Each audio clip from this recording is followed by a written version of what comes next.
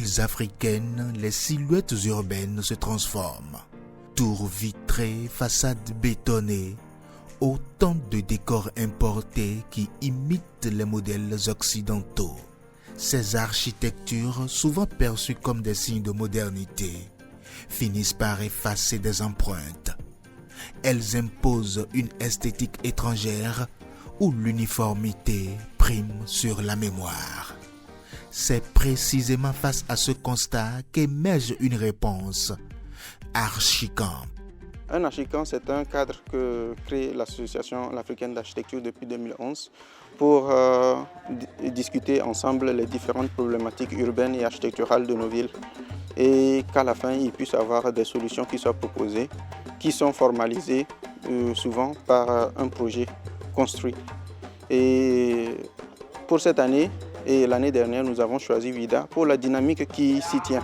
C'était le lieu idéal aussi pour faire connaître au mieux les architectures vernaculaires africaines. Une nouvelle énergie s'installe. Un camp d'architecture, mais surtout un laboratoire d'idées où architectes, ingénieurs, passionnés d'éco-construction et communautés se réunissent pour réinventer l'avenir.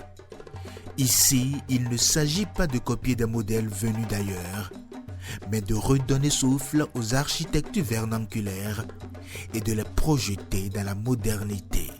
Les innovations architecturales au niveau de la formation Archicamp, déjà sur les techniques, il y a par exemple la technique de la bauge, qui est une technique endogène pratiquée au Bénin, précisément à Ouidah, depuis toujours, puisque la plupart des bâtiments à Ouidah sont en technique de bauge.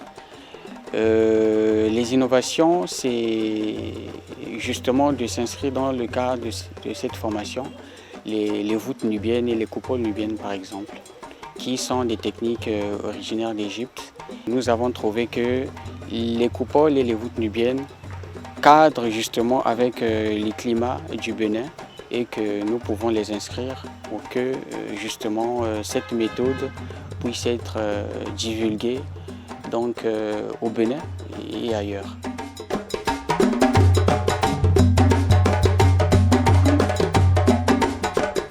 Le projet qu'on est en train de faire, il s'agit d'une salle de consultation phare, puisque nous sommes sur la propriété d'un prêtre vaudou. Nous avons décidé de ne pas utiliser ni de ciment, ni d'armature en fer. Ce qui fait que pour les fondations, nous avons décidé de les réaliser en béton cyclopéen de chaux. Donc, ce qui fait intervenir que du gravier, du sable, de la chaux et des pierres. Et ça nous permet d'être plus durable puisque le ciment est plus nocif que la chaux. Et pour ce qui est des élévations, les murs qui entourent l'espace, ils seront faits à base de terre, qui est un matériau qu'on trouve partout. Pour ce qui est de la toiture, ça sera une toiture en paille, tout en apportant les innovations pour une meilleure étanchéité et une durabilité dans le temps. Nous avons eu à créer une méthodologie en faisant des constructions hybrides. Je prends l'exemple de la coupole que nous avons ici. Nous avons les murs arqués de la coupole qui sont faits en adobe, donc les briques de terre crues. Nous avons un béton cyclopéen avec de la chaux, le béton avec de la chaux. Nous avons ici justement une voûte en briques de terre comprimées et stabilisées avec du ciment. Mais à l'intérieur, nous avons justement une deuxième voûte avec les briques de terre comprimées et stabilisées avec de la chaux. Donc, avec une seule construction et en peu de temps, on a pu justement, avec cette méthode, de pouvoir former les gens.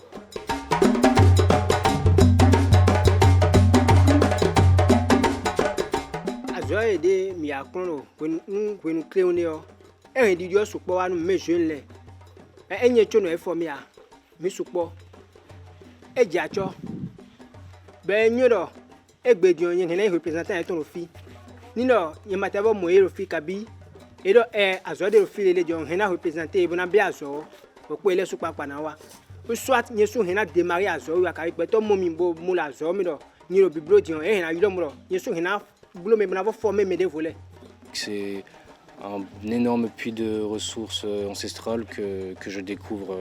Déjà, de façon minimaliste, on arrive à faire de très belles choses. Et ça m'intéresserait pour mes projets personnels plus tard, c'est-à-dire construire une maison, construire peut-être une ferme. Celui qui bénéficie d'une construction pareille vit dans une maison, mais dans une chambre climatisée au naturel. Vivement que ce projet soit accompagné. Que ce soit les murs d'Abomey, que ce soit des anciens bâtiments que nous avons ici, pour les restaurer avec les mêmes techniques identiques, anciennes, il faut des jeunes qui justement ont le savoir-faire de ces méthodes-là pour pouvoir le faire. Donc nous contribuons non seulement à la valorisation, mais aussi à la préservation justement de l'identité culturelle. Et actuellement, nous repartons, mais avec des promesses de projets que nous aurons à réaliser ici à Ouidah et au Bénin. Donc c'est un retour positif qui prévoit une pérennisation de ces archicamps-là. Archicamp ouvre une voie vers la pérennisation, vers un futur où Ouidah inspire le monde. Un appel à continuer, à amplifier, à transmettre, car chaque pierre posée est une promesse d'avenir.